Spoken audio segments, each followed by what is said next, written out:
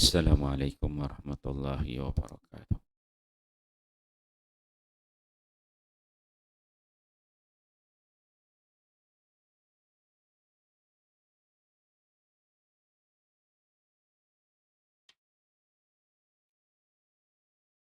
Bab ilmu dan zikir, kelebihan Al-Quran. Zikir, mentaati segala perintah Allah Subhanahu wa taala dengan penuh tumpuan kepadanya, yakni menyedari bahawa Allah Subhanahu wa taala sentiasa bersama saya dan dia sedang melihat saya. Kelebihan Al-Quran, ayat-ayat Al-Quran. Qala Allah Ta'ala, Ya ayyuhan nasu qad ja'atkum maw'izatun min rabbikum wa shifa'un lima fis sudur wa hudaw wa rahmatul lil mu'minin.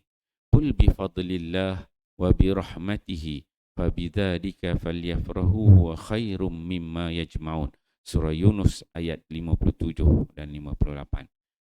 Allah Subhanahu wa taala berfirman, wahai umat manusia, sesungguhnya telah datang kepada kamu Al-Quran yang menjadi pengajaran daripada Tuhan kamu dan menjadi penawar bagi penyakit batin yang ada di dalam dada kamu, serta menjadi hidayah untuk keselamatan dan sebagai rahmat untuk orang yang beriman. Katakanlah wahai Muhammad, kedatangan Al-Quran itu adalah semata-mata dengan limpah kurnia Allah dan rahmatnya. Maka dengan isi kandungan Al-Quran itulah hendaknya mereka bersuka cita, bukan dengan yang lainnya, kerana ia lebih baik daripada apa-apa yang mereka himpunkan daripada segala perkara yang tidak kekal. Yunus 57-58. Qala Allah Ta'ala, Qul nazzalahu ruhul qudusi min rabbika bilhaq liyuthabbita alladhina amanu wa huda wa bushra lil muslimin. An-Nahlu 102. Allah Subhanahu wa taala berfirman, katakanlah Al-Quran itu diturunkan oleh Ruh Al-Qudus Jibril alaihi salam daripada Tuhanmu dengan cara yang hak untuk meneguhkan iman orang-orang yang beriman dan menjadi hidayah serta berita yang mengembirakan bagi orang Islam. An-Nahlu ayat 102.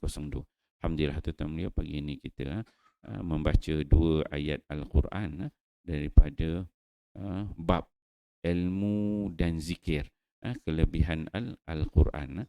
Kita dah habis membacakan tajuk terkesan dengan Al-Quran dan hadis. So ni dia masuk tajuk baru, zikir, kelebihan ayat Quran. So dia bawakan dua ayat Quran yang pertama. So yang pertama daripada surah Yunus ayat 57 dan 58. Allah Subhanahu wa taala berfirman, wahai umat manusia, ya ayuhan nas, wahai manusia, qad ja'atkum mau'izatun min rabbikum, sesungguhnya telah datang kepada kamu peringatan min rabbikum, daripada tu Tuhan kamu. Satu disebutkan sebagai peringatan mau'izah, iaitu Al-Quran. Al-Quran itu adalah sebagai peringatan daripada Tuhan. Wa shifa'ul lima fis sudur. Yang kedua, Al-Quran itu merupakan syifa, penyembuh lima fis sudur, bagi apa-apa penyakit yang ada di dalam hati. Disebut dengan sini sebagai penyakit batin. Itu yang kedua. Yang ketiga, Al-Quran itu juga berfungsi sebagai wahudan, sebagai hidayah, sebagai petunjuk. Yang keempat disebutkan warahmatan, sebagai rahmat lil mu'minin. Jadi kesemua yang disebutkan oleh Allah Subhanahu wa taala ini dimulai dengan ya ayuhan nas.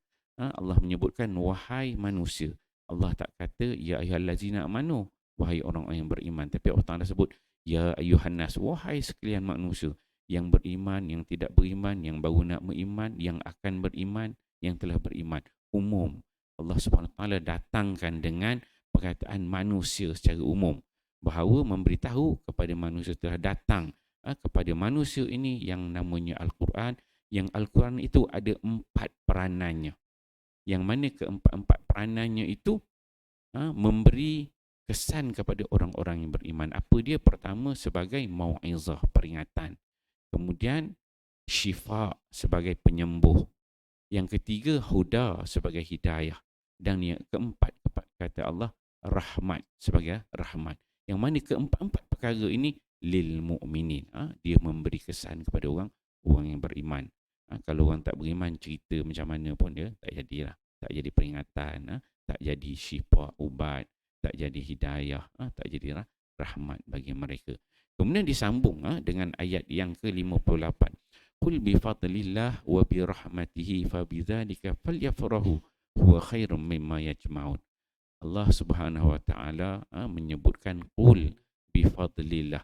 Katakanlah wahai Muhammad, kata bi fadlillah, dengan kelebihan yang Allah berikan, satu, wa bi rahmatihi, dan dengan rahmatnya, ada dua. Maksudnya fadlillah ni, kelebihan ni ialah Al-Quran itu. Wa bi rahmati, dengan rahmat ni Islam yang Allah berikan. Fa bidzalika, maka dengan itulah, maksudnya dengan Quran yang diturunkan ini, falyafrahu, hendaklah mereka itu bergembira, seronok. Maksudnya bila datangnya Quran ini yang ada 4 sifat tadi, dia menjadi hidayah, menjadi petunjuk. Jadi kita perlu bergembira dengan anugerah Allah kepada kita sebagai umat Nabi Muhammad, iaitu Al-Quran itu. Kata Allah Subhanahu wa taala, huwa khairum mimma yajma'un. Yang mana Quran yang ada 4 perkara penting tadi, khairun, lebih baik, mimma yajma'un, daripada apa yang kamu kumpulkan di muka bumi ini. Iaitu mengumpul harta, benda, kesenangan dunia, apa-apa yang ada di dunia ni, Quran itu lebih patut kamu berasa gembira, berasa bangga dengan kedatangan Al-Quran itu. Jadi kalau kita tengok ayat yang pertama ni, pernah satu ketika Nabi Sayyidina Umar Al-Khattab dia menjadi khalifah yang kedua. Pada ketika itu dia bersama dengan Maula ni, dia punya pekerja dia lah. Pekerja dia datang pemungut cukai daripada sebelah Iraq, negara-negara yang ditakluk dengan Islam. Dia bawa pemungut cukai ni, bawa banyak al-ibil, unta-unta. Kemudian bila pekerja dia tengok, dia kata, hadza min fadlillah wa bi rahmatih. Dia kata, oh, inilah kelebihan yang Allah berikan dengan rahmat. Maksudnya barang cukai-cukai yang dapat itu, yang sampai kepada orang Islam di Madinah. Dia guna ayat ni, bi fadlillah wa bi rahmatih. Kemudian dia ditegur oleh Sayyidina Umar Al-Khattab. Pekerja dia menggambarkan bahawa cukai-cukai itu merupakan kelebihan rahmat Allah. Dia ambil, dia kod ayat ni, pekerja dia kod ayat ni, bi fadlillah wa bi rahmatih. Kemudian ditegur oleh Umar Al-Khattab. Umar kata bukan itu. Dia kata falyafrahu bima khairum mimma yajma'un. Sayyidina Umar Al-Khattab dia kata bi fadlillah wa bi rahmati, itu adalah merujuk kepada Al-Quran. Bukan maksudnya harta-harta dunia ataupun cukai-cukai yang dapat. Kemudian didatangkan dengan ayat yang kedua, qul nazalahu ruhul qudus min rabbika bil haq. Allah berfirman, katakanlah wahai Muhammad, Al-Quran itu diturunkan oleh Ruhul Qudus. Kalau kita jumpa buatan Ruh Al-Qudus ni maksudnya Jibril alaihi salam, yang mana dia datang daripada Tuhan, min rabbika bil haq, dengan penuh kebenaran, dengan al-haq. Untuk apa diturun itu? Allah Ta'ala sebutkan, liusabbital ladzina amanu, untuk mengkukuhkan, untuk menguatkan hati-hati orang-orang yang beriman.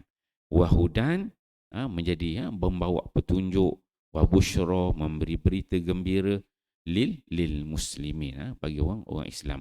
Kalau yang atas tadi bagi orang yang beriman. Ayat yang kedua ni menunjukkan lebih sifatnya umum. Tadi 4 sifat disebutkan pada Quran itu memberi kesan bagi orang yang beriman.